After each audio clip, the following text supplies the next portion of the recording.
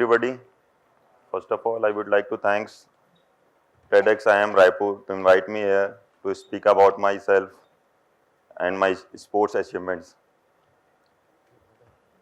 Myself, Shriman Jha, I'm Paralympic arm wrestler. I completed my diploma in mechanical from government college. I completed my BTech from government college. मैं अपनी sports एक security guard से लेके gym trainer से लेके B engineer, उसके बाद international championship की कहानी आप लोगों के साथ शेयर करना चाहूँगा। मैं स्कूल लाइफ से ही बहुत स्पोर्ट्स में एक्टिव था। मैंने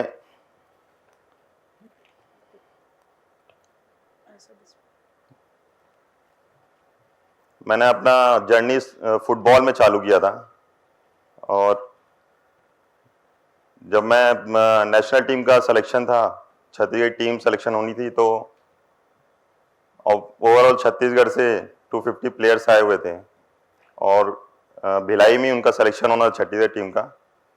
उसमें से 20 प्लेयर्स तक मेरा सिलेक्शन हुआ और उनमें से 16 प्लेयर्स को सेलेक्ट करना था सेलेक्टर्स को। तो क्योंकि काफ़ी हार्ड वर्क किया था और कॉन्फिडेंस था, क्योंकि फिटनेस लेवल भी बहुत अच्छा था, कॉन्फिडेंस अच्छा था कि मेरे को सिलेक्शन हो जाएगा। मैंने जिस दिन 7 डेज का ट्रायल रखा हुआ था और मैं रोज़ जाता था घर से 12 किलोमीटर्स लिफ्ट लेके। अगर लिफ्ट नहीं मिलता तो पैदल जाता था। मेरे पास स्पाइक्स भी नहीं थे, मैं तो स्पोर्ट्स शूज़ में गया था जो काफ़ी कोई कंपनी थी और बहुत कम पैसे में मिलता था, उसको मैं परचेज़ किया था। तो वहाँ बोले इस शूज़ में आप नहीं खेल पाएंगे, आपको स्पाइक लेना पड़ेगा। तो मैंने दुकान में गया स्पाइक्स का रेट पूछने, क्योंकि मेरे पापा एक वर्कमैन थे छोटी सी कंपनी में। तो उन्हें किसी ने बताया कि एक मार्केट है, वहाँ पे सेकेंड हैंड मिलता है, आप वहाँ से परचेज़ कर लीजिए। तो मैं गया और वहाँ से सेकेंड हैंड परचेज़ किया बहुत कम रेट में और उसको मैं वेयर करके जाता था। 1 वीक मैं रोज़ ट्रैवल किया, पैदल, लिफ्ट, और फिटनेस लेवल और मेरा जो कॉन्फिडेंस था, मेरे को पता था मैं टीम में सेलेक्ट होऊंगा। लेफ्ट फॉरवर्ड खेलता था मैं। जब वो अनाउंस हो रहा था और मेरा नाम वहाँ पे नहीं आया तो बहुत डिसअपॉइंट हुआ। मैं बोला, जाके फिर मैंने सर से पूछा, सर सेलेक्टर से, कि सर सिलेक्शन क्यों नहीं हुआ टीम में। तो उनका कहना था कि आप फिजिकली चैलेंज हैं तो आपको ले नहीं सकते टीम में। तो मैं डिमोरलाइज होकर वहाँ से घर वापस आ गया। पैदल आ रहा था, वहाँ कोई लिफ्ट दिया, वहाँ से फिर मेरे को घर के आसपास छोड़ दिया। फिर वहाँ से मैं घर आ गया। मम्मी पूछी क्या हुआ बेटा, तो मैं बोला मम्मी सिलेक्शन नहीं हो पाया। तो क्या रीज़न है, तो बोला मम्मी वो फिजिकली चैलेंज के कारण। तो मेरे को रोना भी आ गया, क्योंकि मम्मी के पास अब बच्चा ही था, 14 ईयर ओल्ड था जब मैं छत्तीसगढ़ टीम सीनियर टीम में सिलेक्शन के लिए जा रहा था। तो मम्मी मेरे को ऐसा क्यों बना दिया आप कि मैं वहाँ पे सेलेक्ट नहीं हो पाया। तो मुंडी नीचे करके वहाँ से चले गई। उसके बाद आज तक मैं फुटबॉल देखा नहीं। उसके बाद स्कूल लाइफ में काफ़ी लोग इग्नोर करते थे। पढ़ाई में बहुत अच्छा था, 10-12 बहुत अच्छा रहा, स्कूल में टॉप करता था एकदम। तो स्कूल में लोग इग्नोर करते थे फिजिकली चैलेंज के कारण, थोड़ा दूर रहना चाहते थे। जो मैं फील किया वो मैं मतलब छोटा था तब तो पता नहीं चलता था, लोग कुछ बोलते थे तो।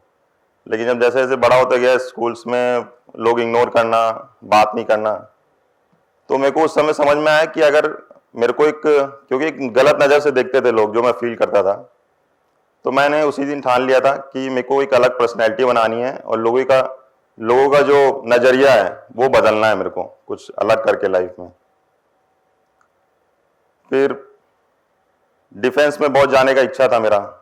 पेरेंट्स से बात होती थी हरदम। पापा ने कहा कि डिफेंस में नहीं जा सकते हो, वहाँ फिजिकली चैलेंजों को नहीं एक्सेप्ट करते हैं।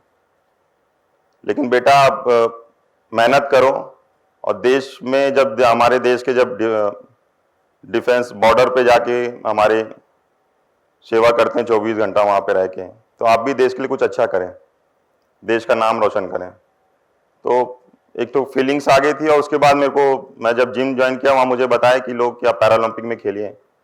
उस दिन से मैंने ठान लिया था कि मेरे पास कोई ऑप्शन नहीं है अपने आप को बदलने के अलावा। तो अपने रूम में एक तिरंगा लगाया और जब भी मैं सुबह उठता था तो उसी ऊर्जा और जोश के साथ उठता था, वो तिरंगा देख के रोज मेहनत करता था। फर्स्ट स्टेट चैंपियनशिप कोरबा में था, वहाँ पे छत्तीसगढ़ में, वहाँ मैं गोल्ड मेडल जीता। फिर मेरा सिलेक्शन हुआ नेशनल के लिए, जो केरल में था 2011 में, वहाँ भी मैंने गोल्ड मेडल जीत के आया।